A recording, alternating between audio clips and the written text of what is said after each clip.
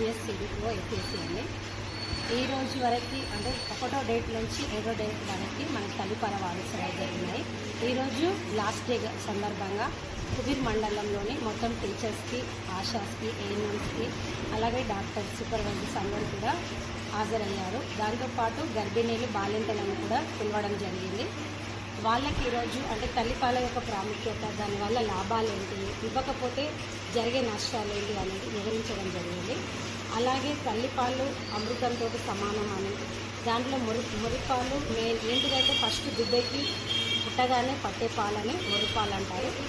ఇవి ఫస్ట్ తీగగా పనిచేస్తాయి పిల్లలకి.